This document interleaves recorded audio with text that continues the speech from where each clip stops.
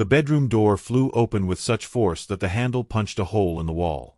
Amara Okonkwo stood frozen in the doorway of her own home in Victoria Island, Lagos, her designer handbag slipping from her fingers and hitting the marble floor with a dull thud. The silk sheets she'd purchased just last month, champagne-colored, expensive Egyptian cotton, were tangled around two bodies that shouldn't have been there. Her husband, Chidi, and her younger sister, Ngozi. What would you do if you walked in on this? Hit like if you've been betrayed, and comment below where you're watching from. Time seemed to collapse. The air conditioning hummed. Traffic noise from Amadou Bello Way filtered through the windows.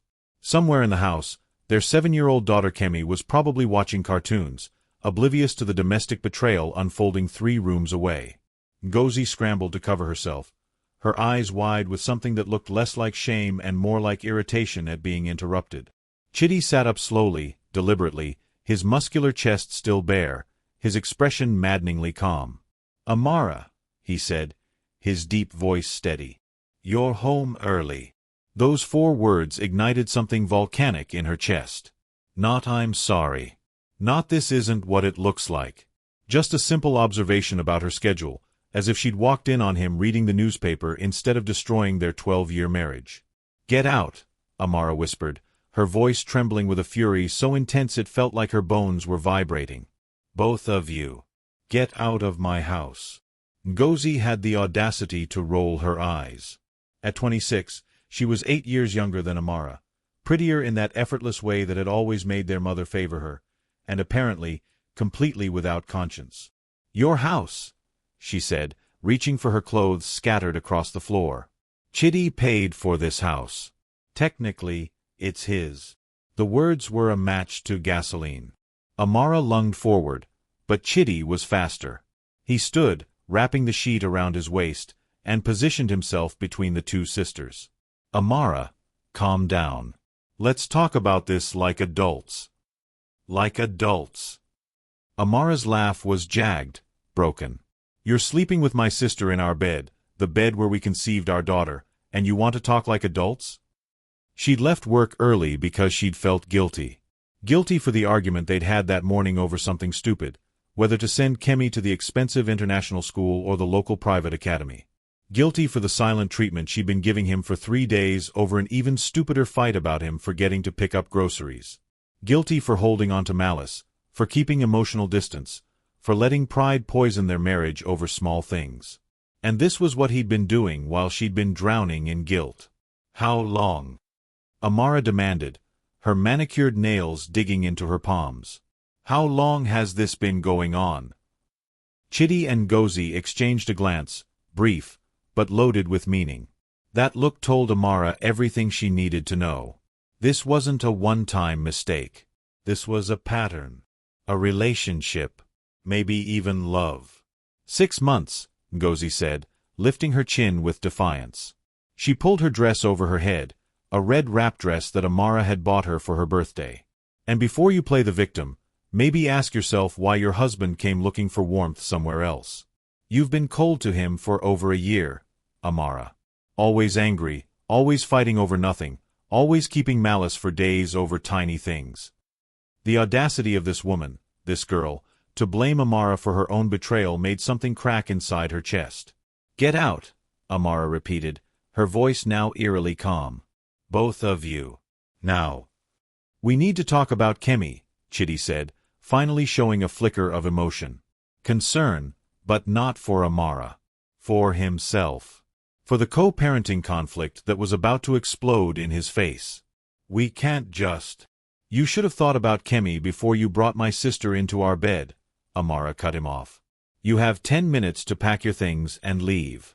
If you're still here after that, I'm calling my brothers." The mention of her brothers, 3 of them, all successful businessmen with connections throughout Lagos, made Chidi's jaw tighten. He knew what that meant. Not just family drama, but potential business consequences, social disgrace, maybe even physical confrontation. "Fine," Chidi said coldly. "But this isn't over, Amara. This house, the cars, the business accounts, we'll settle everything legally. And when we do, you'll realize that keeping Malice and playing the stubborn wife has cost you more than you think." He walked past her toward the closet, and Ngozi followed, smirking as she passed. Amara stood alone in the bedroom, the scent of her sister's perfume. Her perfume, the one she'd given Ngozi last Christmas, hanging in the air like evidence of the deepest emotional manipulation she'd ever experienced. Her phone buzzed in her pocket. A text from her mother, "Coming over for dinner tonight with Ngozi. Make that jollof rice I love." Amara's hands shook as she stared at the message. Her mother didn't know. Nobody knew. And when they found out, the public disgrace wouldn't just destroy Chitty's reputation, it would tear their entire family apart. From down the hall, she heard Kemi's laughter at something on TV, innocent and pure and completely unaware that her world was about to shatter. Amara walked to the window and looked out at the Lagos skyline, at the wealth and success she and Chitty had built together, and made a decision. This wasn't going to be a quiet divorce. This wasn't going to be a civilized separation. Chitty wanted to talk about what this would cost her. He had no idea what revenge looked like when a stubborn woman finally stopped keeping malice and started keeping score. What do you think Amara should do next? Should she expose them publicly or plot her revenge quietly? Drop your thoughts in the comments below. And if you're loving this story, don't forget to like, subscribe, and hit that notification bell so you never miss what happens next in this explosive tale of betrayal. Where are you watching from? Let us know. The law office of Adebayo and Associates occupied the 15th floor of a glass tower in Ikoyi, with windows that overlooked the Lagos Lagoon.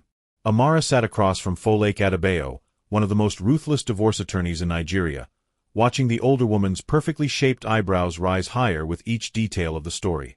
"Your own sister," Folake said, setting down her gold pen. She was in her late 50s, elegant in a navy blue suit with traditional coral beads at her throat, the kind of woman who commanded respect in every room she entered. That's bold, even by Lagos standards. It had been 3 days since Amara threw Chitty out. 3 days of sleeping alone in the guest room because she couldn't bear to enter their bedroom. 3 days of lying to Kemi about why Daddy was staying at a hotel. 3 days of her mother calling repeatedly, wondering why dinner had been cancelled and why Ngozi wasn't answering her phone. "I want everything," Amara said quietly, her voice steady despite the exhaustion weighing on her. She hadn't slept more than 2 hours since that afternoon. The house, full custody of Kemi, majority stake in his construction company, everything. Folake leaned back in her leather chair, studying Amara with the practiced eye of someone who'd seen hundreds of scorned wives pass through her office. "What you want and what you can get are two different things, Mrs. Okonkwo. Nigeria's laws favor men, especially wealthy men with connections. Your husband's company, Okonkwo Construction, has government contracts worth billions of naira. He has friends in high places." "So do I," Amara replied. She pulled out her phone and opened her photo gallery, then slid it across the polished desk. "I have evidence. Photos, text messages, bank statements showing hotel bookings, jewelry purchases he claimed were business expenses. And I have something else." Folake scrolled through the images, her expression neutral, professional. "This is good. Very good. But in a Nigerian court, infidelity in marriage doesn't automatically entitle you to his assets. You were married under customary law, yes? Bride price was paid. Yes, but we also registered the marriage. We have a certificate. Even better." Folake made a note on her legal pad. "What's this something else you mentioned?" Amara hesitated. What she was about to share would detonate like a bomb, not just in court but across Lagos society. The kind of information that ended careers and destroyed reputations permanently. Chitty's newest government contract, the housing development in Lekki worth 8.9 billion naira, was secured through bribery. "I have proof. Emails, recorded conversations, wire transfers to officials. He kept everything on his laptop, and I have access to his cloud storage." The room went silent except for the hum of the air conditioner. Folake set down her pen carefully, her expression shifting from professional interest to genuine concern. "Mrs. Okonkwo, that's not just divorce ammunition. That's criminal evidence. If you release that information, your husband won't just lose his business. He'll go to prison. And the people he paid off? They'll come after anyone who threatens to expose them." "Good," Amara said, surprised by the coldness in her own voice. Let him feel what it's like to lose everything. And your daughter? Your family? The scandal won't just touch Chitty. It will touch everyone connected to him, including you. Including Kemi. Amara's resolve wavered for just a moment. She thought about Kemi's innocent face, about parent-teacher conferences and birthday parties, about raising a child in the shadow of such public disgrace. But then she thought about Chitty's calm voice, "You're home early," and Ngozi's smirk, and the way they'd looked at each other with such casual intimacy, like they were the real couple and Amara was just an inconvenience. My daughter deserves to know her father is a cheater and a criminal, Amara said. And my sister deserves to see what kind of man she destroyed her family for. Folklore studied her for a long moment, then nodded slowly. All right. But we'll do this strategically. We'll file for divorce first, cite irreconcilable differences and adultery. We'll request full custody based on his infidelity and unstable living situation. We'll freeze joint accounts and request temporary spousal support. And we'll keep the criminal evidence as leverage, something to bring out if he fights dirty. When, Amara corrected. When he fights dirty. You don't know Chitty. He's stubborn. He won't give up anything without a war. Then we'll give him a war, Folklore said with a slight smile. But Mrs. Okonkwo, I need you to understand something. Once we start this process, there's no going back. Your marriage is over. Your family will be divided. Your name will be in every blog and gossip column in Lagos. Are you absolutely certain this is what you want? Amara thought about the last year of her marriage. The constant bickering, the silent treatments that lasted for days, the stubborn pride that made both of them refuse to apologize first. She thought about how they'd let small resentments grow into walls between them, how keeping Malice had become more important than keeping love alive. Maybe if she'd tried harder. Maybe if she'd been warmer, more forgiving. Maybe if she hadn't been so stubborn. No. She stopped that thought cold. This wasn't her fault. Chitty made a choice. Ngozi made a choice. And now Amara was making hers. I'm certain, she said. Folklore began drafting papers while Amara signed forms, her wedding ring feeling heavy on her finger. She twisted it absently, remembering the day Chitty had placed it there, in front of 300 guests at their elaborate wedding in Lagos. Her mother had cried. His mother had blessed them. Everyone had called them the perfect couple. Her phone buzzed. A text from an unknown number. You think you're going to destroy Chitty? Think again. Some of us have invested too much in him to let you ruin everything. Back off or face consequences. Amara's blood went cold. She showed the text to Folklore. The lawyer's expression darkened. This is exactly what I was afraid of. His partners won't let this go quietly. Mrs. Okonkwo, you need to be very careful. These aren't just business associates. They're powerful men who've broken laws. If they feel threatened. She didn't finish the sentence. She didn't have to. Amara's hands trembled as she slipped her phone back into her purse. She'd expected Chitty to fight back through lawyers and courts. She hadn't expected threats. She hadn't expected to feel genuinely afraid. I have security, Amara said, trying to sound more confident than she felt. My father's company provides armed guards. I'll be fine. It's not just your physical safety I'm worried about, Folklore said gently. It's your daughter's. It's your reputation. These men have ways of destroying people that don't involve violence. Financial ruin. False accusations. Social isolation. Another text came through, this time from Chitty. We need to talk. Tonight. The house. Come alone. Will Amara walk into what might be a trap? What does Chitty really want? Drop your predictions in the comments. If you're hooked on this story, smash that like button and subscribe so you don't miss the next chapter. Things are about to get even more intense. Share this with someone who needs to hear this story. Amara pulled her black Mercedes into the driveway of the Victoria Island house just as the sun was setting, painting the Lagos sky in shades of orange and purple. The house looked the same. White walls, manicured lawn, the jasmine flowers she'd planted 2 years ago blooming along the walkway, but everything felt different now. Tainted. She'd told Folklore about the meeting. The lawyer had advised against coming alone, but Amara had ignored the warning. If Chitty wanted to talk, she'd hear him out. If he wanted to threaten her, she'd record every word. The front door was unlocked. She stepped inside, her heels clicking against the marble floor, and immediately sensed she wasn't alone. Not just Chitty. There were other people in her house. In the living room, she found them. Chitty, dressed in an expensive agbada that made him look more like a politician than a construction mogul. His lawyer, Tund Bakar, a thin man with cold eyes and a reputation for winning cases through intimidation. And sitting on her cream-colored sofa, looking perfectly at home, was Chief Ebenezer Okafor, one of Chitty's business partners and a man with connections that reached into every level of Lagos government. Amara, Chief Okafor said, standing with the slow dignity of someone accustomed to being obeyed. He was in his 60s, heavy-set, with tribal marks on his cheeks and enough gold jewelry to fund a small business. "Thank you for coming. Please, sit." "This is my house," Amara said coolly, remaining standing. "I don't need an invitation to sit in my own living room." "About that," Tund Bakar said, opening a leather briefcase. "Actually, this house is registered under Okonkwo Construction's business assets. Mr. Okonkwo allowed you to live here as his wife, but legally." "Tund, please," Chitty interrupted, his voice tight. He looked tired, Amara noticed. There were circles under his eyes, and he'd lost weight. "Good. Amara, we need to discuss this situation like reasonable people."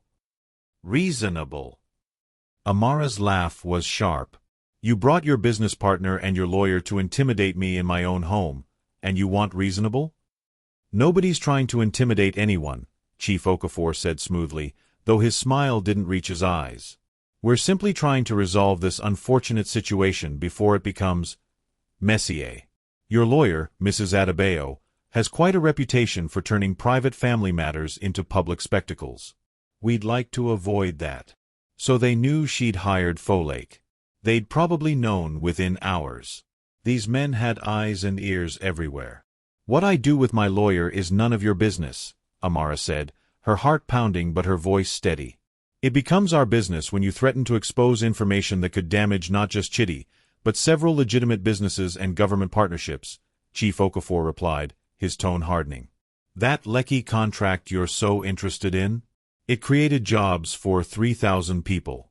It's building homes for Lagos families. You want to destroy that because your husband made a personal mistake." "A personal mistake?"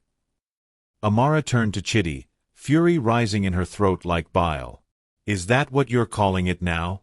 Sleeping with my sister for 6 months is a personal mistake." Chitty had the decency to look ashamed, but he said nothing. Tund pulled out papers from his briefcase.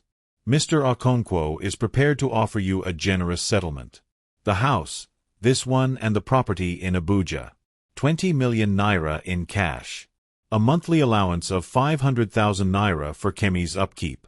And joint custody, with Kemi spending weekends with her father." "Joint custody?" Amara's voice rose. "So she can spend weekends watching her father play house with my sister?" "Absolutely not.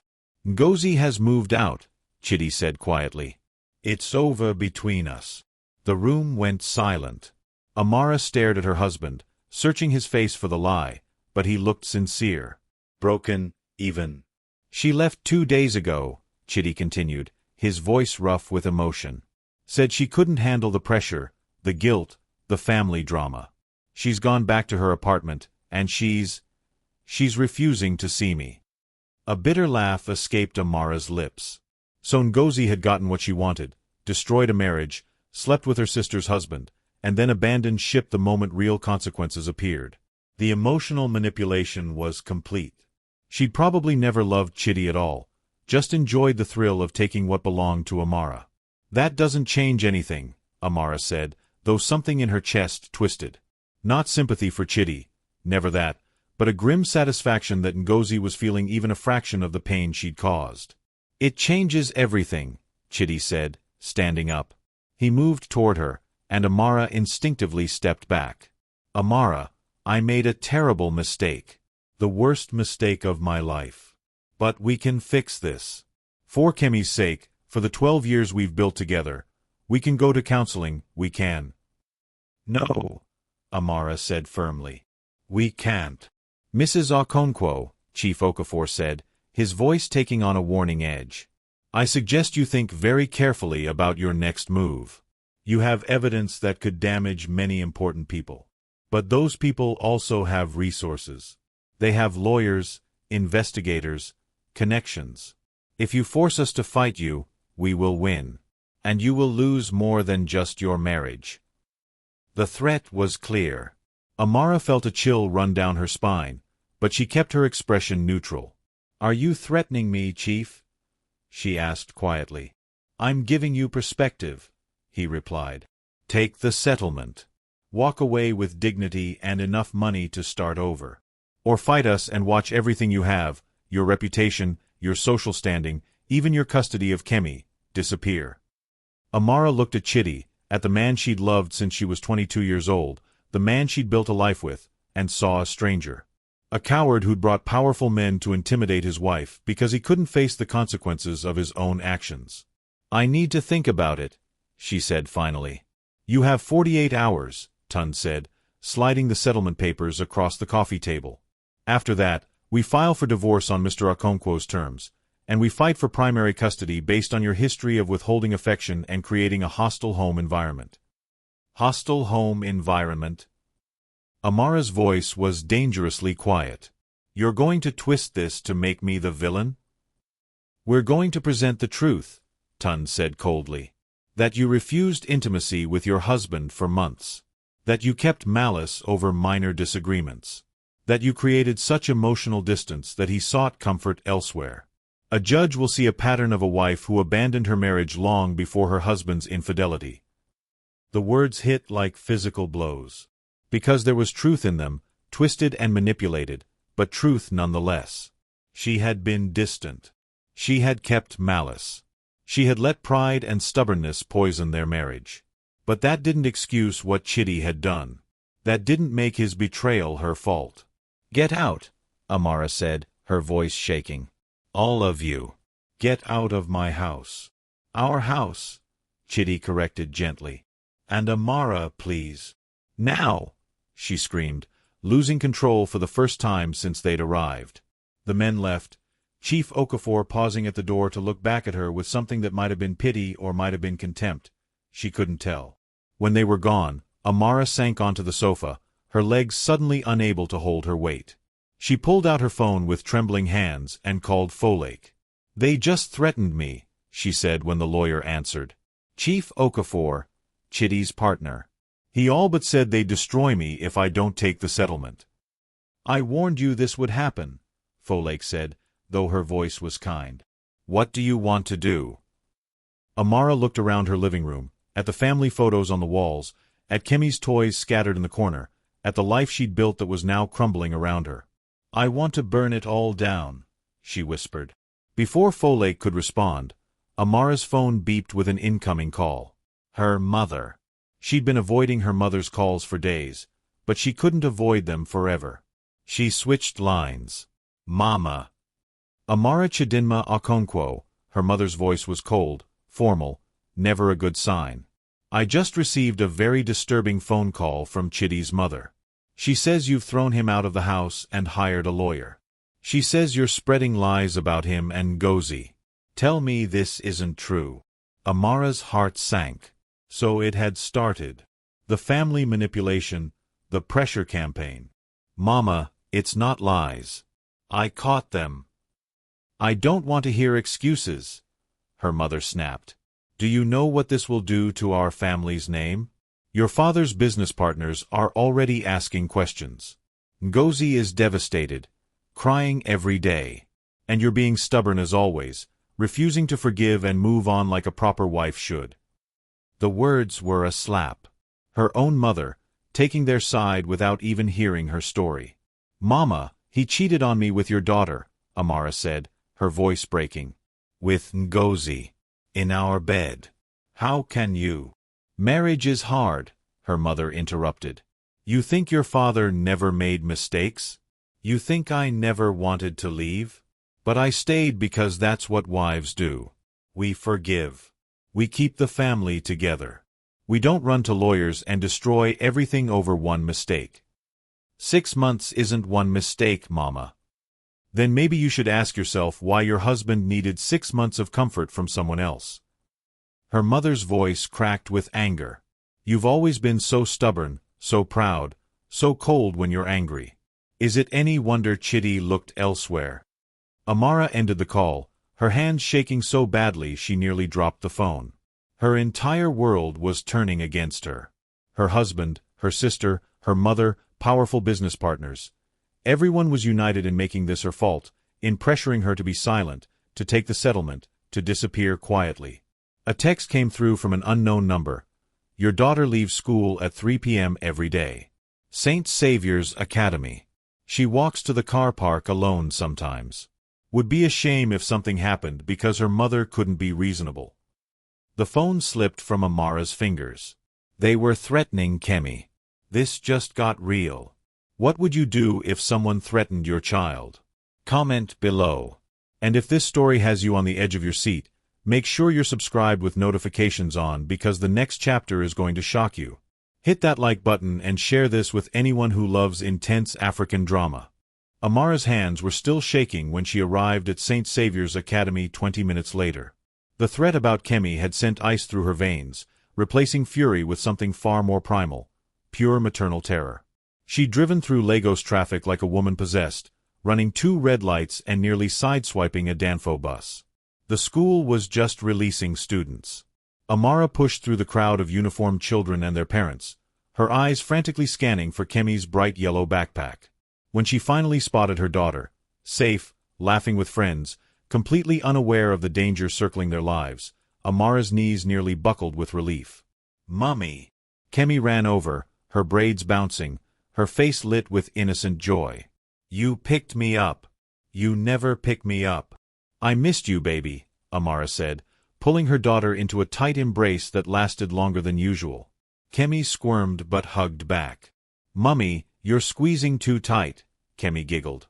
Then her smile faded slightly. "Is Daddy still at his work trip? When is he coming home?"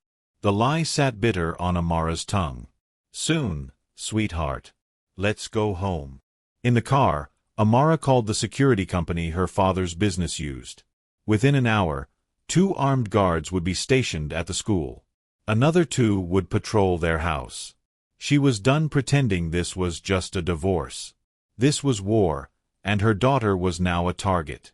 But as she drove through Lekki, past the construction sites and luxury developments that Chitty's company had built, past the evidence of his success and power, a different kind of fear crept in. What if she couldn't win this fight? What if these men, with their money, connections, and willingness to threaten a child, were simply too powerful? Her phone rang. "Folake. I just heard from Tund Bakare," the lawyer said without preamble. "They've moved up the deadline. They want your answer by tomorrow morning, or they're filing first thing Monday. And Amara, they've hired private investigators. They're digging into everything. Your finances, your medical records, interviewing your former employees, your friends. They're building a case to paint you as an unfit mother." "On what grounds?" Amara demanded, her voice sharp with disbelief. "They're claiming you have a history of mental instability, mood swings, irrational anger, emotional abuse. They've already got statements from 2 of Chitty's relatives claiming they witnessed you screaming at him in public, throwing objects, making threats." "That's a lie. I never—" "It doesn't matter if it's true," Folake interrupted gently. "It matters what they can make a judge believe. And Amara, they have resources we don't. Chief Okafor alone could outspend us 10 times over." Amara pulled the car over, unable to drive and process this information simultaneously. In the back seat, Kemi was humming along to the radio, oblivious to her mother's crumbling world. "What are you saying?" Amara asked quietly. "That I should take the settlement?" There was a long pause. "I'm saying you need to consider what you're willing to sacrifice to win this fight. Your reputation, your money, your family relationships, possibly even your custody of Kemi if they successfully paint you as unstable. Is revenge worth all that?" Was it? Amara closed her eyes, thinking about Chitty's calm face when she'd caught him, about Ngozi's smirk, about her mother's accusations, about the threat against Kemi. She thought about 12 years of marriage, of building a life with someone who'd thrown it all away, and then had the audacity to make her the villain of the story. "I need to think," Amara said. "You have until morning," Folake reminded her. "Call me with your decision." That evening, after putting Kemi to bed, Amara sat alone in the living room with a bottle of wine she didn't drink and the settlement papers spread across the coffee table. 20 million naira. The houses. Monthly support. On paper, it was generous. She could take the money, move on, raise Kemi in peace. But it meant Chitty would win. It meant Ngozi would face no consequences. It meant the powerful men who'd threatened her daughter would learn they could intimidate anyone into silence. Her phone buzzed. A text from a number she recognized, her best friend Zainab, who lived in Abuja but always seemed to know Lagos gossip before anyone else. "Amara, I just heard the craziest rumor. Someone saying Chitty is already engaged to someone new? That he had a girlfriend before Ngozi? Please tell me it's not true." Amara's blood turned to ice. She called Zainab immediately. "Where did you hear this?" she demanded. "My cousin works at Okonkwo Construction's accounting office," Zainab said, her voice tight with concern. "She said there's been a woman coming to the office for months. Beautiful, young, quiet. She thought it was a business partner's daughter. But today she overheard Chitty on the phone with his mother, talking about introducing this woman to the family. Amara. He called her his fiancée." The room spun. Amara sat down hard, the phone pressed to her ear. "What's her name?" she whispered. "Blessing. Blessing Adeyemi. She's only 24, works as a model. And Amara, she's pregnant." The words echoed in Amara's mind like a death knell. Pregnant. Chitty had another woman pregnant while he was sleeping with Ngozi, while he was married to Amara, while he was playing the devoted father to Kemi. "How far along?" Amara asked, her voice eerily calm. "My cousin thinks 4 or 5 months. Which means?" Which meant Chitty had been lying about everything. Ngozi wasn't the affair.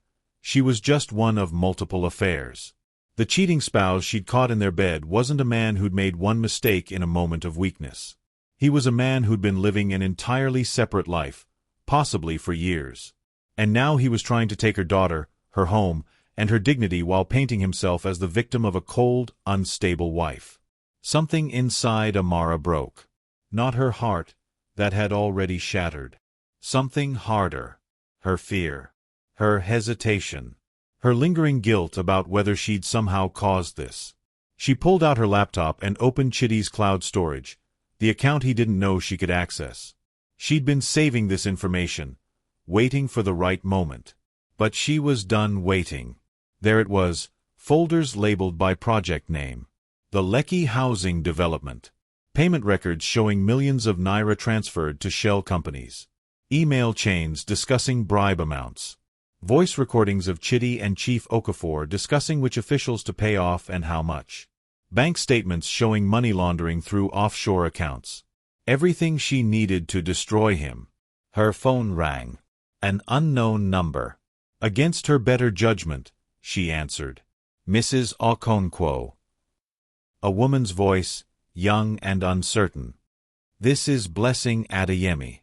Please don't hang up. I need to talk to you." Amara's grip on the phone tightened. "You have 30 seconds. "I didn't know he was married," Blessing said, her voice cracking. "Not at first. When I found out, I tried to end it, but he told me he was getting divorced. That you were separated. That the marriage was over long before we met. He said you were cruel to him, that you'd already moved on with someone else." More lies. Layer upon layer of lies, told to multiple women to justify his infidelity. "And now you're pregnant with his child," Amara said coldly. "Yes." Blessing was crying now. "But Mrs. Okonkwo, I just found out about Ngozi. About your sister. He told me she was just a family friend who'd gotten too attached. He said you were using her to make false accusations. But then I spoke to her myself, and— What did she say? Amara demanded. She told me everything. About the 6 months. About all his other women, because apparently we're not the only ones. There are at least 3 others she knows about. Mrs. Okonkwo, Chidi has been playing all of us. And I think he's planning to marry me for the baby, but only to strengthen his custody case against you. His lawyer told him a judge would favor a stable, remarried father over an angry, vengeful ex-wife. The manipulation was breathtaking in its complexity. Chidi wasn't just cheating. He was orchestrating an entire strategy to come out of this divorce looking like the reasonable party while destroying Amara's credibility. Why are you telling me this? Amara asked. Because I'm 24 years old and pregnant, and I just realized the man I thought loved me is a liar who's used me as a pawn in his divorce strategy, Blessing said bitterly. And because you deserve to know the truth. All of it. I have text messages, recordings of our conversations, proof of everything. If you want it. Amara's mind raced. This was the ammunition she needed.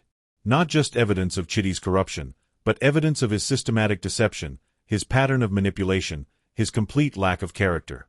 A pregnant mistress willing to testify would demolish any claim that Amara was the problem in their marriage. Send me everything, Amara said. There's one more thing, Blessing added hesitantly. Chidi's meeting with Chief Okafor tomorrow morning at 10. At the construction site in Lekki. I heard them on the phone planning it. They're going to discuss handling the Amara situation before Monday's filing. I think they're planning something bad. After hanging up, Amara sat in the darkness of her living room, laptop glowing, phone filled with new evidence, and a decision crystallizing in her mind with perfect, terrifying clarity. She called Folake. I've made my decision, Amara said when the lawyer answered. I'm not taking the settlement. I'm going to war. And I'm going to win. Amara, are you sure? Once we start this. I'm sure. And I have new evidence. A lot of it. Can you meet me first thing tomorrow morning? Yes, but what about the deadline? They want an answer by. Let them wait, Amara said, a smile touching her lips for the first time in days. They've been playing chess while I've been playing checkers. Time to change games. She ended the call and opened a new browser window. She found what she was looking for quickly. The contact information for Lagos's most prominent investigative journalist, a woman named Chinyu Obi who'd built her career exposing corruption in high places. Amara typed out an email, attached selected files from Chidi's cloud storage, and hovered her finger over the send button. This was it. The point of no return. Once she sent this, there would be no settlement, no quiet divorce, no walking away with dignity. There would only be total war, public scandal, and the complete destruction of everything Chidi had built. Her phone buzzed one more time. A text from Chidi. Amara, please. For Kemi's sake. Let's end this peacefully. I'm begging you. She looked at the message, at the carefully chosen words designed to manipulate her one final time, to make her feel guilty for refusing to be a victim quietly. Then she pressed send. Oh, my God. Amara just declared war. What do you think Chinyu will do with that information? Drop your predictions below. If you're loving this revenge story, smash that like button, subscribe, and turn on all notifications because the next chapter is about to explode with consequences. Share this with everyone who loves a good revenge story.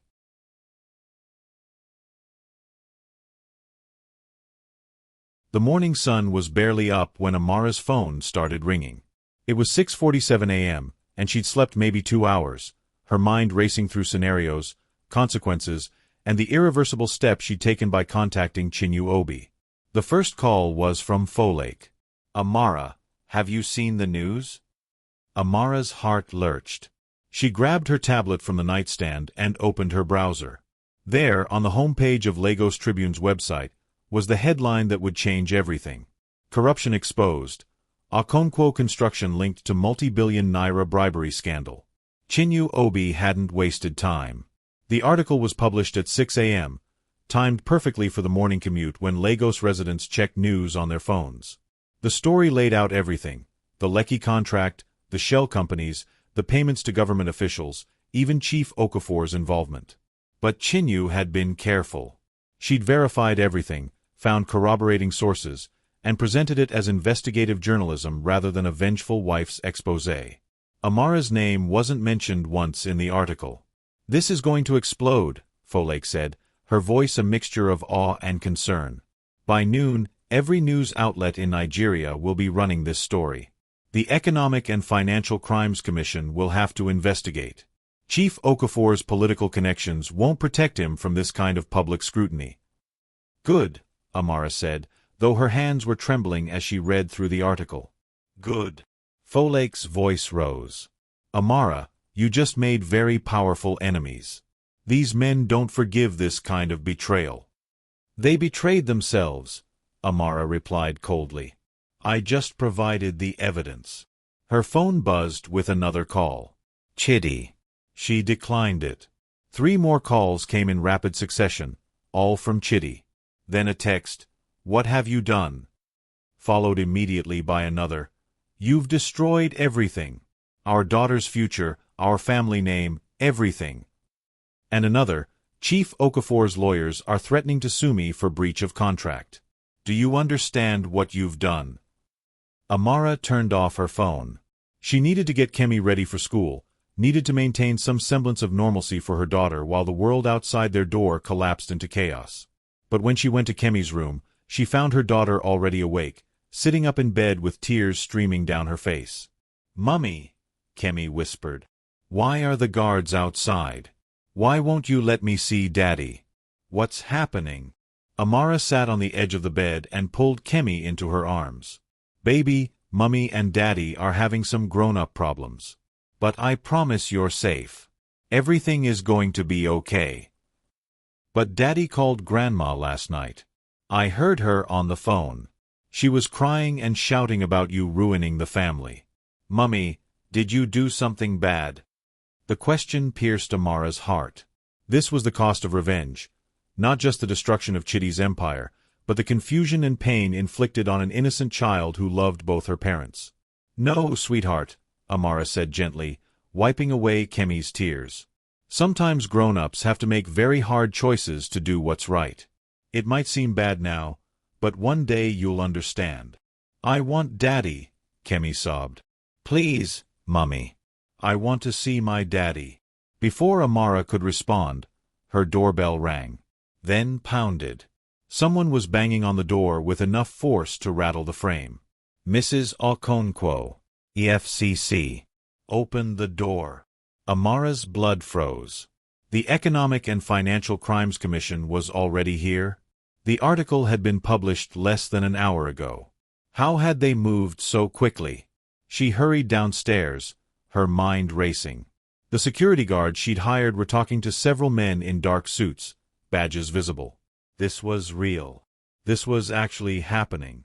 She opened the door to find 5 EFCC officials, led by a stern woman in her 40s with sharp eyes and a no-nonsense expression. "Mrs. Amara Okonkwo?" the woman asked. "Yes. I'm Detective Superintendent Funmaleo Adelik. We have a warrant to search these premises for documents and electronic devices related to Okonkwo Construction's business dealings. We also need you to come with us for questioning." "Questioning? I haven't done anything wrong." "Your husband's business records list you as a co-signatory on several company accounts," Detective Adelik said. "Until we determine your level of involvement in the alleged fraud, you're a person of interest in our investigation." Amara's legs went weak. She hadn't thought about this possibility. She'd signed papers for Chidi's business over the years, loan documents, account openings, property transfers. She'd trusted him, never bothering to read the fine print. And now that trust might destroy her just as thoroughly as it would destroy him. "I need to call my lawyer," Amara said. "You can call from the station. Ma, please step aside and let my team conduct their search." The next 3 hours were a nightmare. EFCC officers went through every room of her house, boxing up computers, tablets, phones, and documents. They found Chidi's laptop, the one with his personal files, and took it as evidence. They questioned Amara about her knowledge of Okonkwo Construction's dealings, about specific contracts, about her relationship with Chief Okafor. She answered truthfully. She knew nothing about the details of Chitty's business. She'd been a wife, not a business partner. But Detective Adelik's skeptical expression made it clear that the EFCC didn't quite believe her. "Mrs. Okonkwo," the detective said as they sat in an interrogation room at the EFCC headquarters in Ikoyi, "you understand this looks suspicious. Your husband is implicated in massive fraud, and the evidence that led to our investigation appeared in the press just hours after you hired one of Lagos's most aggressive divorce lawyers. It suggests coordination." "I want my lawyer present before I answer any more questions," Amara said firmly. Folake arrived within the hour, and what followed was a grueling interview where Amara explained everything. The affair with Ngozi, the discovery of Chitty's files, her decision to expose the corruption. But she was careful, guided by Folake's subtle signals, to present herself as a betrayed wife who'd stumbled upon evidence of crimes, not as an architect of revenge. "My client is a victim here," Folake told Detective Adelik. She discovered her husband was not only unfaithful but also involved in criminal activity. As a citizen, she had a moral obligation to ensure that evidence reached the proper authorities. Through a journalist rather than directly to law enforcement. Detective Adelik raised an eyebrow. "That's an interesting choice." "My client feared for her safety," Folake countered smoothly. "Chief Okafor and his associates had made threats. She needed the protection that public exposure would provide." They were released after 6 hours of questioning, but Amara was told not to leave Lagos and to remain available for further interviews. As they walked out of the EFCC building into the harsh afternoon sun, Folake grabbed her arm.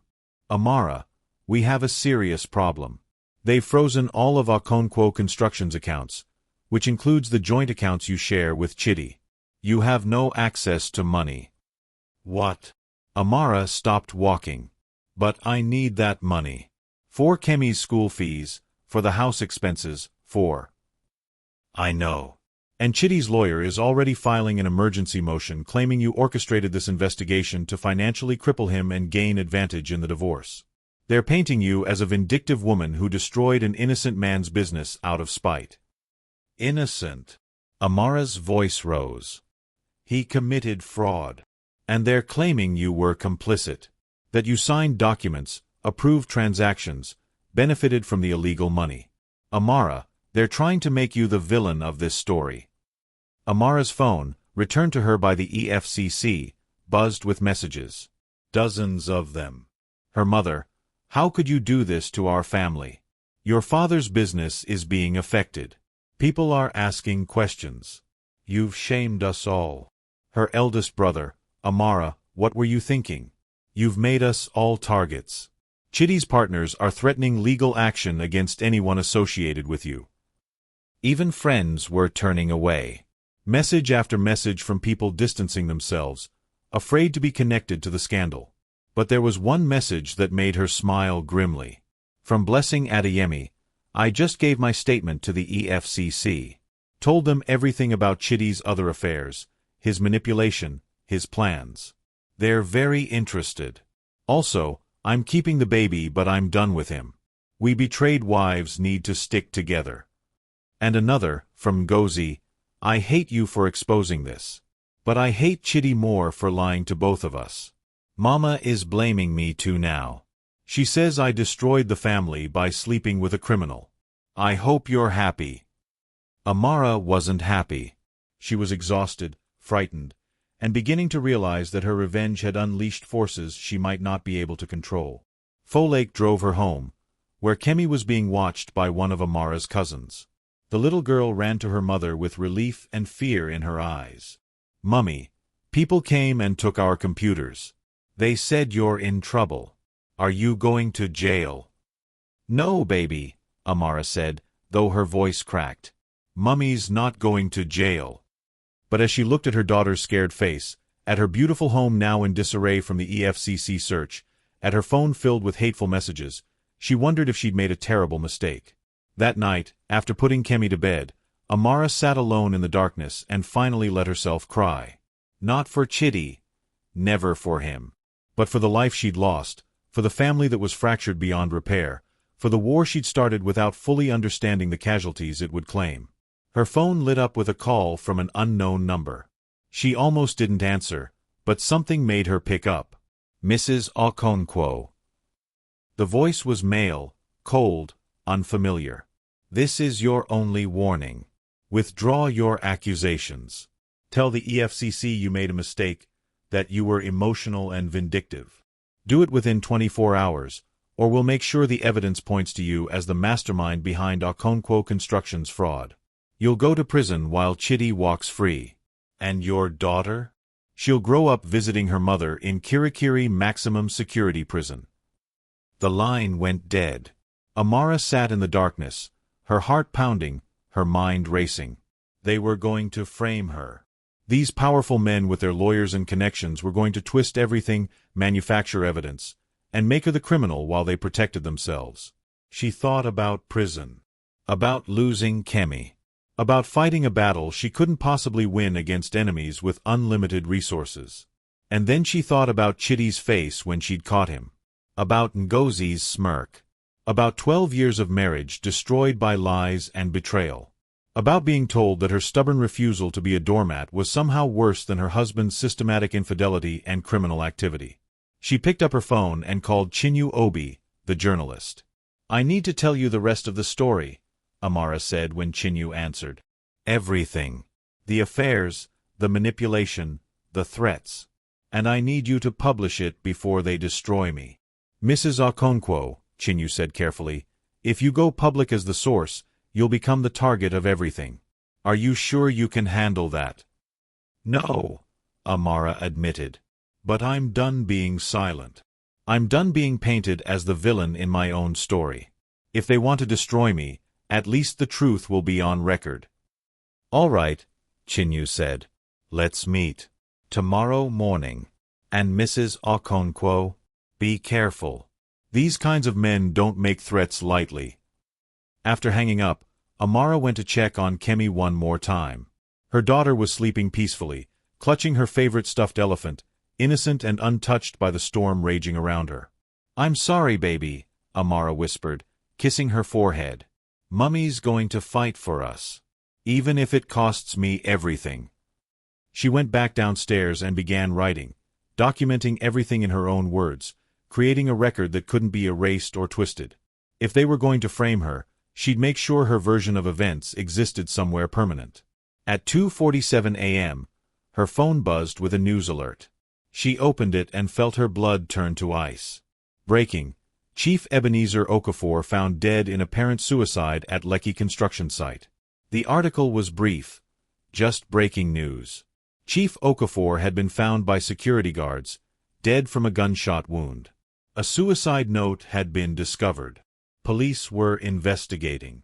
Amara's hands shook as she read the article again. Suicide? Or had Chief Okafor become a liability to someone more powerful, someone who couldn't afford to have him questioned by the EFCC? Her phone rang. "Chidi." Against every instinct, she answered. "Amara."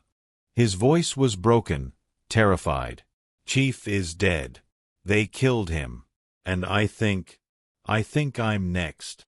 "What?" "Chief Okafor is dead."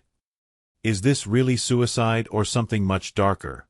And why does Chidi think he's next? Comment your theories below. This story just went to a whole new level. Make sure you're subscribed and have notifications on because the next chapter is going to reveal everything. Hit that like button if you're shocked by this twist.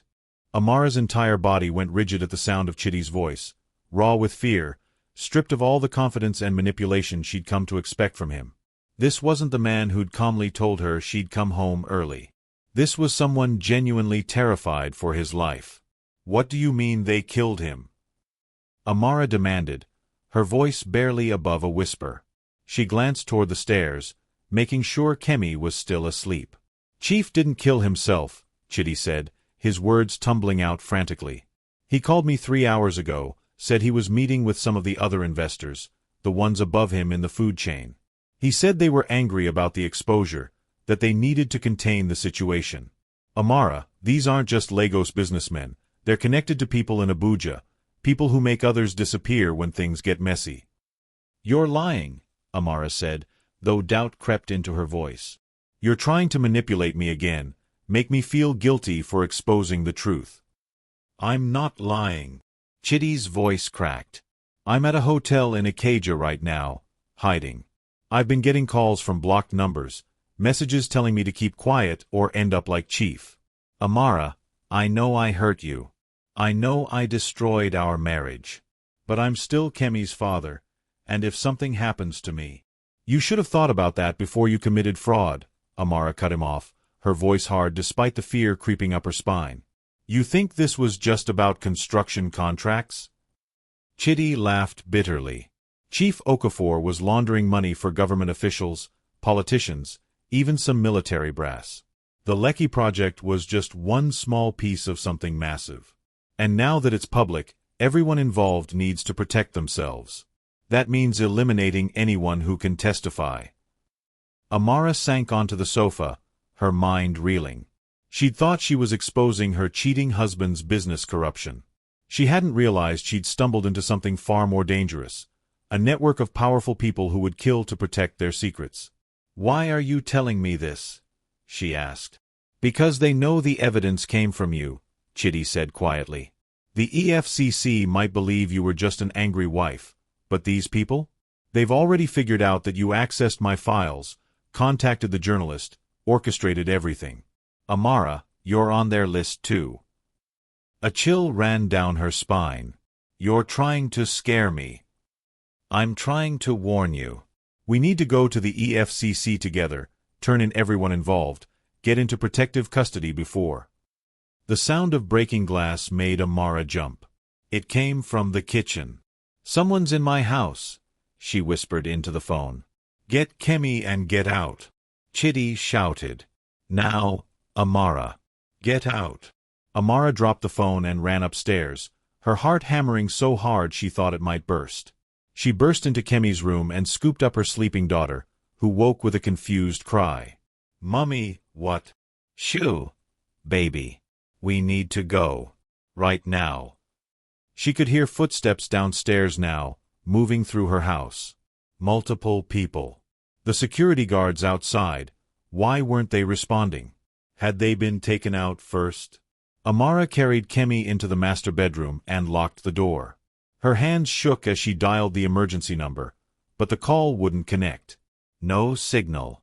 They'd jammed the phones. A voice came from the hallway, calm and professional. Mrs. Okonkwo, we're not here to hurt you. We just need to have a conversation about the information you've shared. Come out and this will be much easier for everyone. Mummy, I'm scared, Kemi whimpered, clutching her mother's nightgown. Amara looked around desperately. The bedroom window overlooked the back garden, 2 stories up. Too high to jump safely, especially with Kemi. But there was a trellis covered in bougainvillea that ran along the wall. If she could reach it, maybe they could climb down. She opened the window as quietly as possible just as the bedroom door shuddered with impact. Someone was kicking it in. I'm sorry, baby, Amara whispered to Kemi. Hold on to Mummy very, very tight. She climbed onto the window ledge with her daughter clinging to her like a koala, reached for the trellis, and prayed it would hold their weight. The bedroom door burst open just as Amara swung herself onto the wooden lattice. A man in dark clothes rushed to the window, but she was already descending, the old wood creaking ominously beneath her hands. Mummy, don't let go, Kemi cried. I won't, baby. I promise. They were halfway down when the trellis began to pull away from the wall. Amara looked down, still too high to jump without injury. She looked up. The man was climbing out the window after them. And then, like a miracle, she heard the most beautiful sound. Sirens. The flashing blue and red lights of police vehicles flooded the compound. Car doors slammed. Voices shouted commands. The man on the trellis above them cursed and scrambled back up, disappearing into the house. Amara made the final descent, her arms burning, her legs shaking. When her feet touched the ground, she collapsed to her knees, still holding Kemi, and sobbed with relief. Detective Superintendent Funmaleo Adelik appeared around the corner of the house, gun drawn, her team behind her. Mrs. Okonkwo. Are you hurt? How did you know? Amara gasped. Your husband called us. Said you were in danger. We got here as fast as we could. Chitty. Despite everything, the betrayal, the lies, the destruction of their marriage, he'd saved their daughter's life. The EFCC officers swept through the house and found it empty. Whoever had broken in had escaped. But they'd left evidence, a jammer device that had blocked phone signals, professional lockpicking tools, and most telling of all, a syringe filled with what would later be identified as a lethal dose of sedatives. They were going to make it look like suicide, Detective Adelique said grimly as she examined the syringe. Just like Chief Okafor. Mrs. Okonkwo, you need to tell me everything. Not about your husband's fraud, about who else is involved in this network. For the next several hours, at EFCC headquarters with Kemi sleeping on a couch nearby, Amara told them everything. Every name Chitty had mentioned, every connection she'd noticed while reviewing his files, every detail she could remember. And then she asked the question that had been burning in her mind. Where's Chitty? Is he safe? We have him in protective custody, Detective Adelique said. He's agreed to testify against everyone involved in exchange for a reduced sentence. He's given us names that go all the way to the National Assembly, Mrs. Okonkwo. This is bigger than anyone imagined. What about me? Amara asked. And Kemi, are we safe? The detective's expression was grave. We can offer you protective custody as well. But I won't lie to you, these people have long reach. Even in custody, you'll be at risk. Your best protection is going public, making yourselves too visible to eliminate quietly. The more people know your story, the harder it becomes for them to make you disappear. It was nearly dawn when Chinyu Obi arrived at EFCC headquarters, escorted by the officers. Amara had requested her presence, and Detective Adelique had agreed, with the understanding that some information would remain confidential for the ongoing investigation. Are you sure about this? Chinyu asked as she set up her recording equipment. Once this interview goes live, there's no taking it back. You'll become the face of this scandal. Amara looked at Kemi, still sleeping peacefully despite everything happening around her. She thought about the life she'd wanted to give her daughter. Stable, privileged, protected. That life was gone now, shattered by Chitty's choices and her own decision to fight back rather than accept betrayal quietly. But maybe that life had always been an illusion. Maybe the real gift she could give Kemi was showing her that women don't have to stay silent in the face of injustice, even when the cost is enormous. I'm sure, Amara said. Let's tell the truth. All of it. The interview took 2 hours. Amara described the affair with Ngozi, the discovery of the financial crimes, the threats against her daughter, the attempt on her life. She talked about the domestic betrayal that had started this entire chain of events, about the stubborn pride and kept malice that had poisoned her marriage, but also about the moment she'd realized that her own flaws didn't justify her husband's systematic deception. I made mistakes in my marriage, Amara said directly to the camera. I kept grudges. I was cold when I was angry. I let small things become big things. But none of it, excuses what my husband did. Not the cheating, not the fraud, and certainly not the danger he put our daughter in by involving himself with criminals. Chinyu asked the hard questions. Do you regret exposing the corruption? No, Amara answered without hesitation. I regret that my daughter has to grow up knowing her father is a criminal. I regret that my family is torn apart. But I don't regret choosing truth over comfort. What would you say to women watching this who are facing similar betrayals? Amara looked directly into the camera, thinking about all the women who'd been told to forgive, to stay silent, to protect family reputation at the cost of their own dignity. I'd say that forgiveness is a personal choice, but silence is often cowardice disguised as virtue. I'd say that keeping your family together matters, but not at the expense of your soul. And I'd say that sometimes the most loving thing you can do for your children is to show them that truth and justice matter more than maintaining appearances. The interview went viral within hours of being posted online. By midday, Amara's face was on every news channel, every blog, every social media platform. The story had everything: betrayal, crime, attempted murder, a mother protecting her child, and a woman who refused to be silenced. Public opinion was divided. Some called her a hero. Others called her a vindictive woman who destroyed her husband out of spite.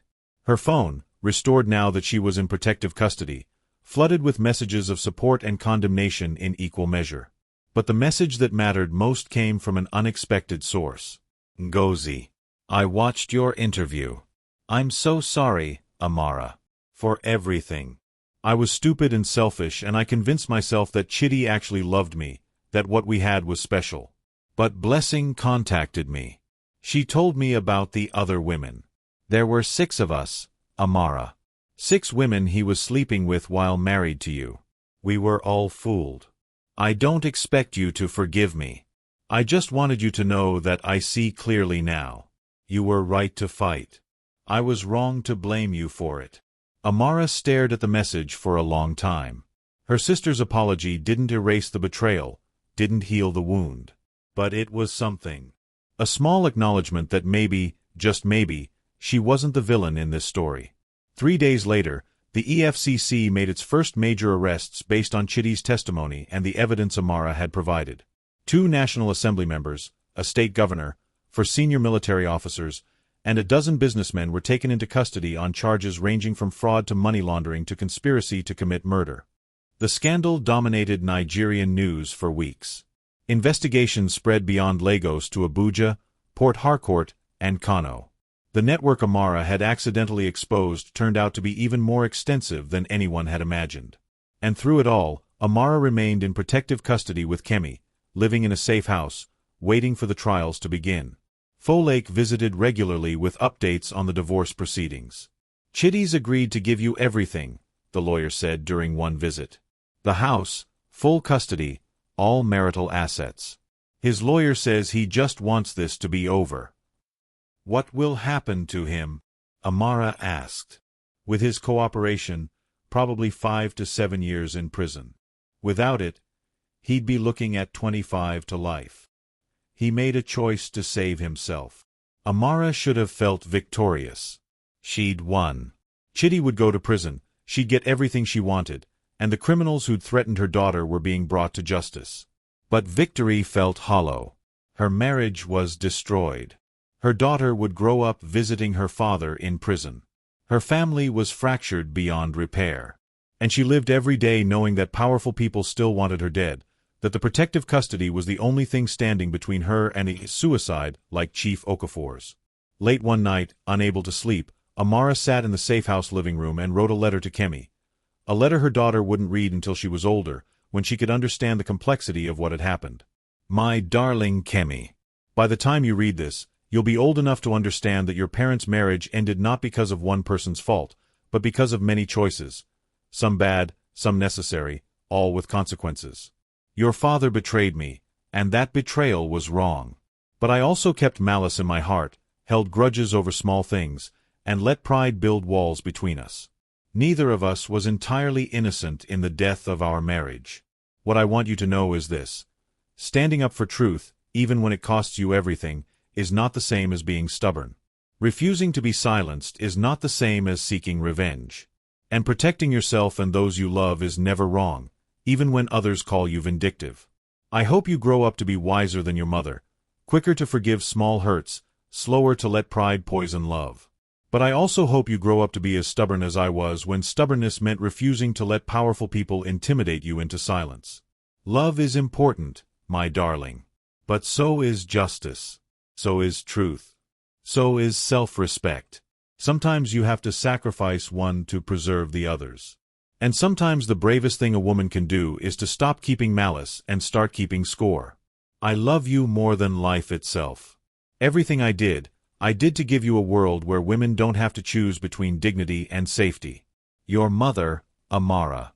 She sealed the letter and placed it in a safety deposit box, knowing that one day, when the trials were over, when the danger had passed, when Kemi was old enough to understand, she would give it to her daughter. A soft sound made her turn. Kemi stood in the doorway of the living room, her favorite elephant tucked under her arm. "Mummy, I had a bad dream," she said. Amara opened her arms, and Kemi climbed into her lap, fitting perfectly against her chest the way she had when she was a toddler. "It's okay, baby. Mummy's here. When can we go home?" Kemi asked sleepily. Soon, Amara promised, though she had no idea if it was true. Soon, my love.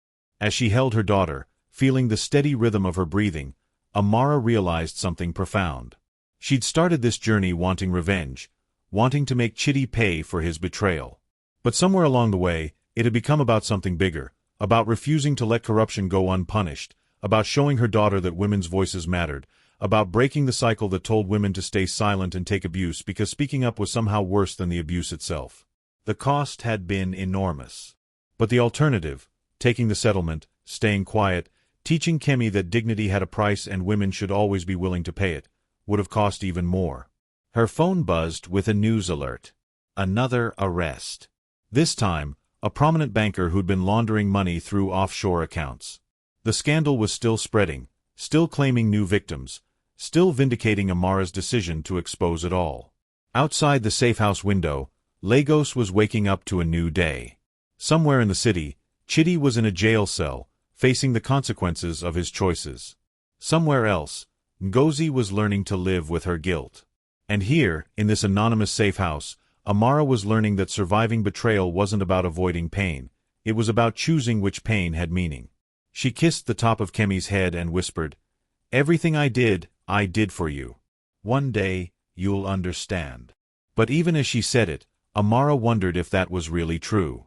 Or if maybe, just maybe, she'd done it for herself too. For the woman she'd been, who'd kept silent for too long, and for the woman she'd become, who'd finally found her voice. Amara has survived the worst, but is it really over? What happens when the trials begin? Comment your thoughts below. And don't miss the final chapter coming next. You won't believe how this all ends. Make sure to like, subscribe, and turn on notifications so you're here for the explosive conclusion.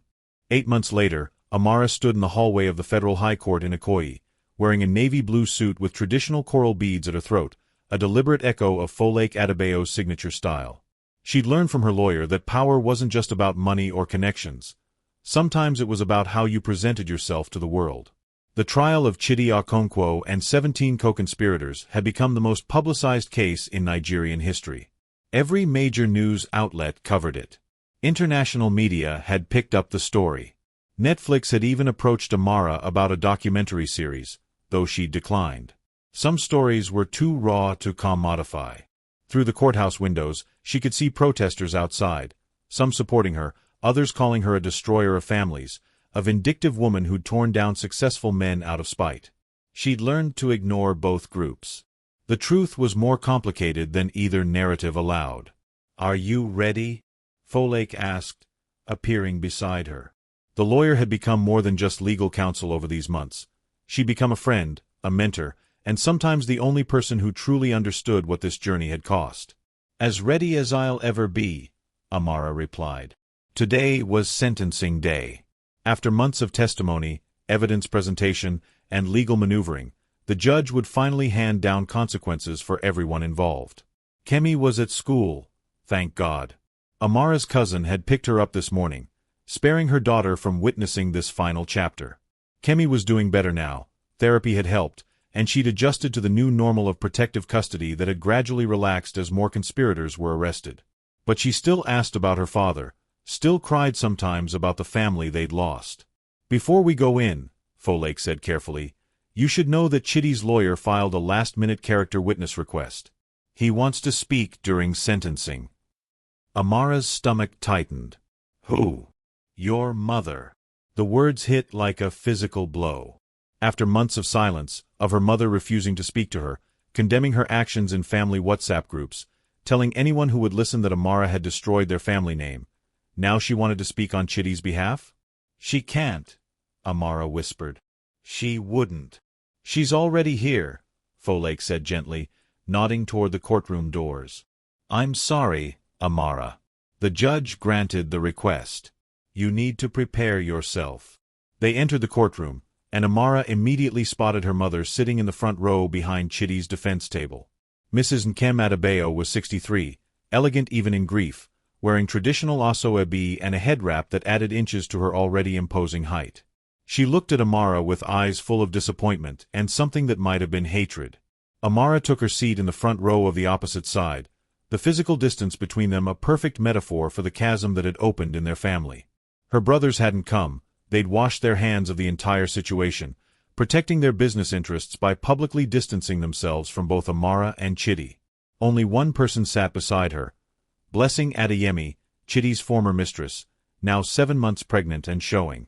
The young woman had become an unlikely ally, testifying against Chidi and the others, her testimony about the emotional manipulation and systematic deception proving crucial to the prosecution's case.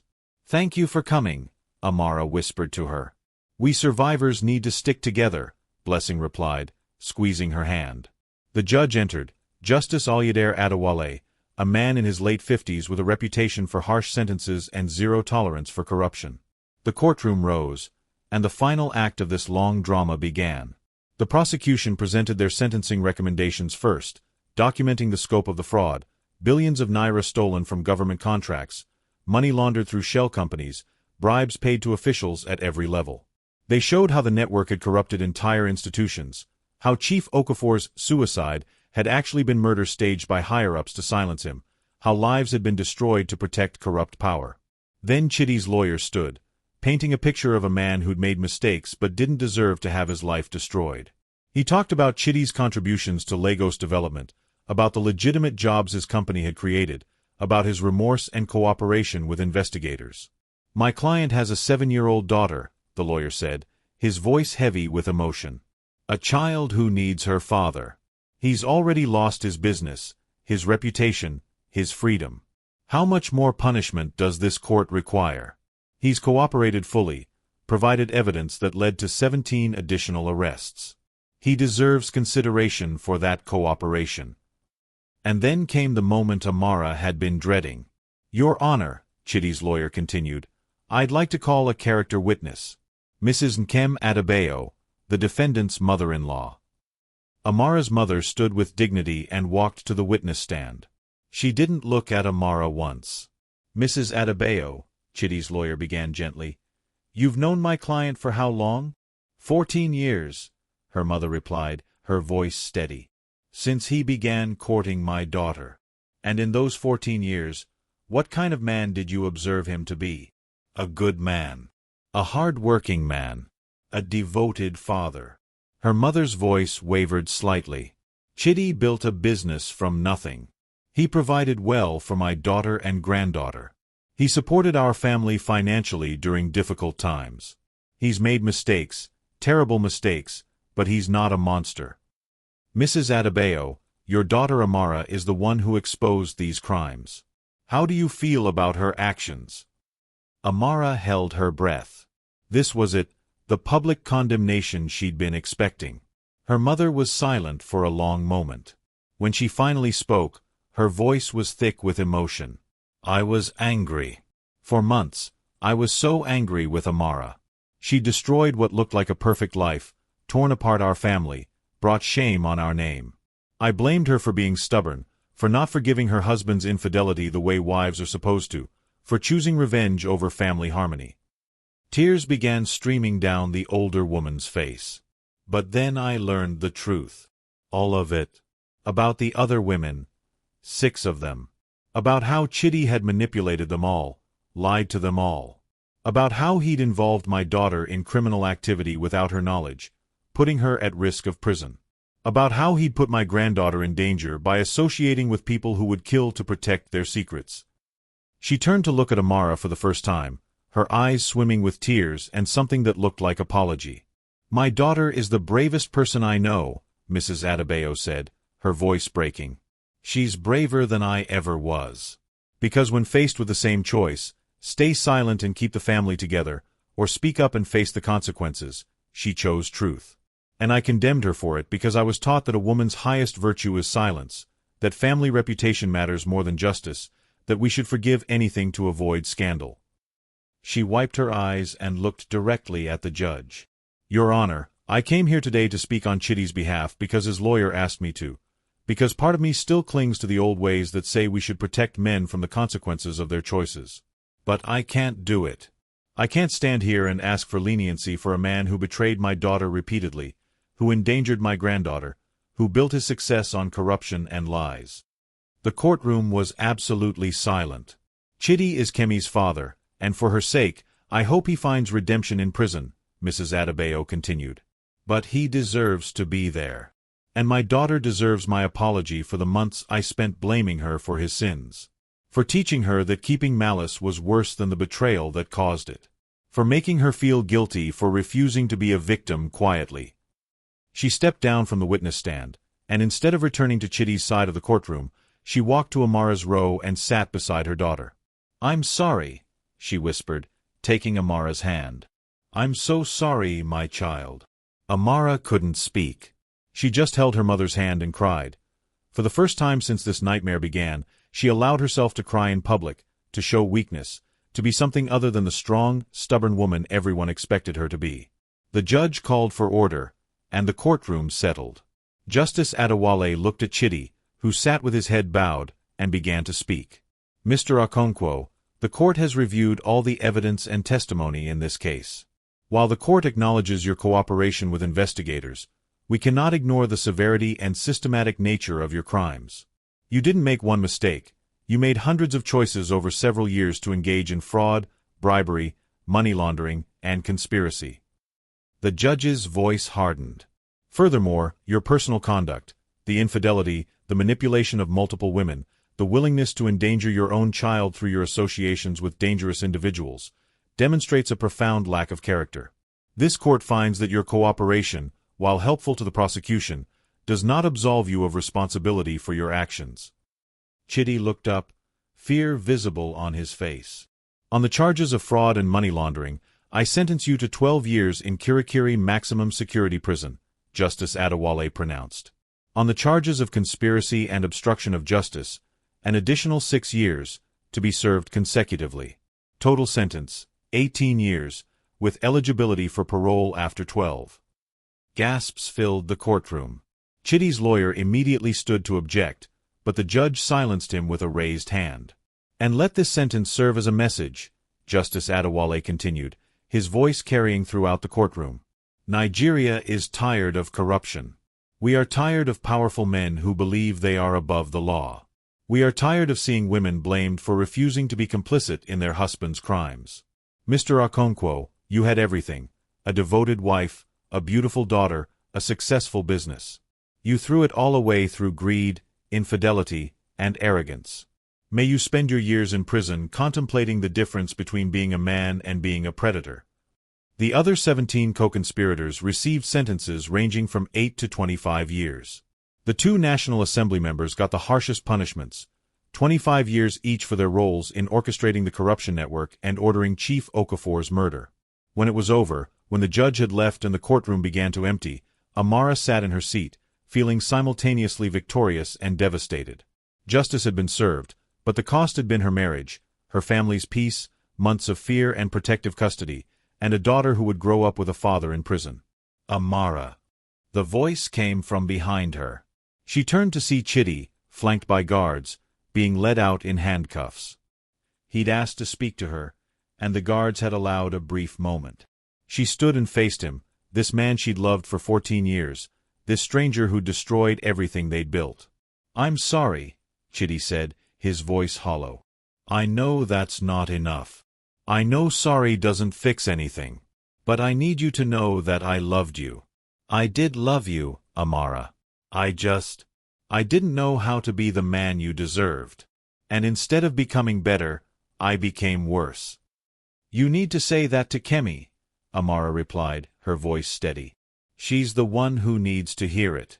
She's the one who has to grow up knowing her father chose crime and infidelity over his family. You don't owe me an apology, Chidi. You owe her 18 years of her life with a present father." "Will you bring her to visit me?"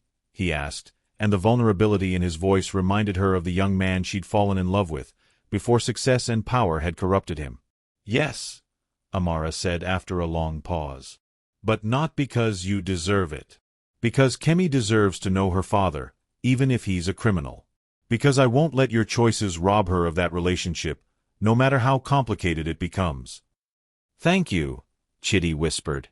The guards pulled him away, and Amara watched him disappear through the courthouse doors, out of her life in any meaningful way, forever. Outside the courthouse, a crowd of reporters waited. Cameras, microphones, shouted questions. Amara had avoided media attention for months, but Folklore had advised her to make a statement today, to control the narrative one final time. She stood on the courthouse steps with her mother on one side and Folklore on the other, facing the cameras and the crowd.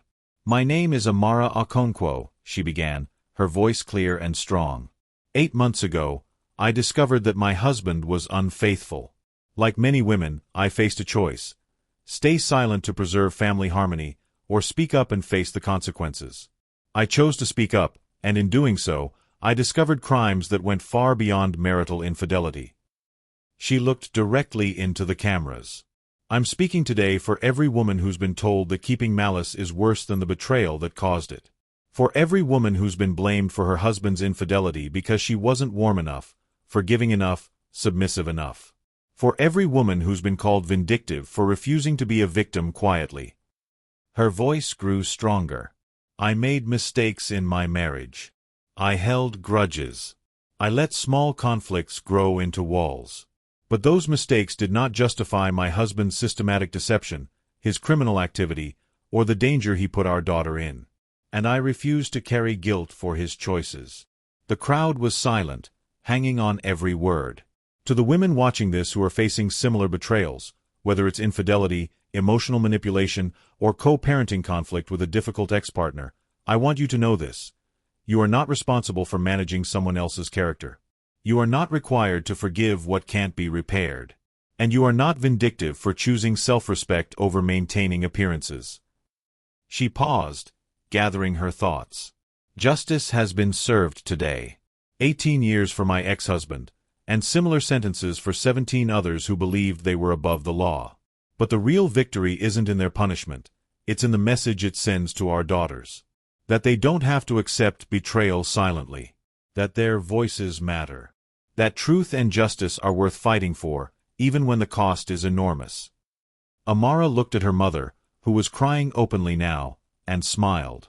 Family is important. Forgiveness is important. But so is accountability. So is honesty. So is teaching our children that love without respect is just another form of abuse, and that staying in a broken marriage doesn't make you strong. Sometimes leaving makes you stronger. She took a deep breath. My daughter Kemi will grow up knowing that her mother fought for truth, even when it cost everything. That's the legacy I choose to leave her. Not a perfect family built on lies, but an honest life built on courage. The reporters erupted with questions, but Amara turned away, walking down the courthouse steps with her mother's arm linked through hers, Folklore on her other side, and Blessing following close behind. 4 women who'd survived betrayal in different ways, united now in their refusal to be silenced. That evening, back in the house that was finally, legally, irrevocably hers, Amara sat with Kemi on the couch. The news played on TV, coverage of the sentencing, clips from her courthouse statement, analysis from legal experts about the case's broader implications. "Mummy, is Daddy really going to be gone for 18 years? Kemi asked, her voice small. "Yes, baby," Amara said gently, pulling her daughter close. "He did some very bad things, and this is the consequence. But that doesn't mean he doesn't love you. People can love you and still make terrible choices that hurt you." "Will we be okay?" Kemi asked. "Without him?" Amara looked around the living room, at the family photos she'd finally taken down and replaced with pictures of just her and Kemi, at the space she'd reclaimed and rebuilt into something that felt like home again, at the life they were constructing from the ruins of betrayal. "Yes," she said with certainty. "We'll be more than okay. We'll be honest. We'll be strong.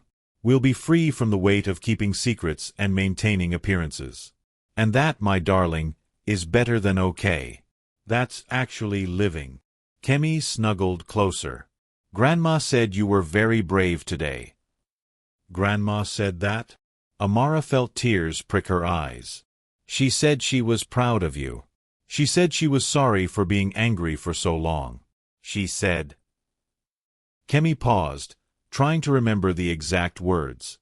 "She said you taught her that being stubborn about the wrong things is bad, but being stubborn about the right things is called courage." Amara laughed through her tears, holding her daughter tight. Outside the window, Lagos sprawled beneath a sunset sky. Chaotic, beautiful, unforgiving, and full of possibilities for those brave enough to seize them. Her phone buzzed with messages. Zainab, congratulating her. Her brothers, tentatively reaching out after months of silence, admitting they'd been wrong to distance themselves. Ngozi, asking if they could meet for coffee someday, when Amara was ready. And dozens of messages from women she'd never met, thanking her for speaking up, for showing them that survival after betrayal was possible, that choosing yourself wasn't selfish, that refusing to be silenced was an act of love, for yourself and for the daughters watching, learning what women are allowed to demand from life. "Mummy," Kemi said, interrupting her thoughts. "Can we have ice cream for dinner?" Amara laughed. A real laugh, free and unburdened. "Absolutely.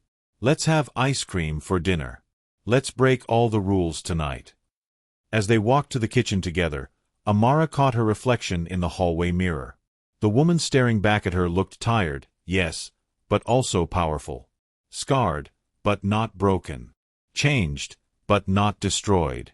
She'd started this journey as a woman who'd caught her husband cheating and wanted revenge. She'd ended it as someone who understood that the opposite of keeping malice wasn't forgiveness, it was accountability. That the opposite of stubbornness wasn't flexibility, it was knowing when to bend and when to break rather than compromise your integrity. The stubborn couple who wouldn't stop keeping malice had finally stopped, not because they'd forgiven each other, but because they'd learned the difference between holding grudges over small hurts and refusing to accept betrayal as acceptable behavior. And in the end, Amara had won something more valuable than revenge. She'd won herself back. She'd won the right to teach her daughter that women's voices mattered, that truth was worth fighting for, and that sometimes the most loving thing a mother could do was show her child how to survive betrayal with dignity intact. That was the real story.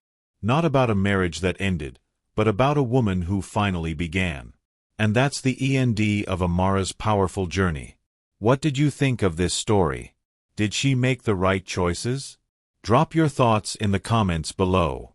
If this story moved you, inspired you, or made you think differently about betrayal and courage, please like this video and share it with someone who needs to hear this message.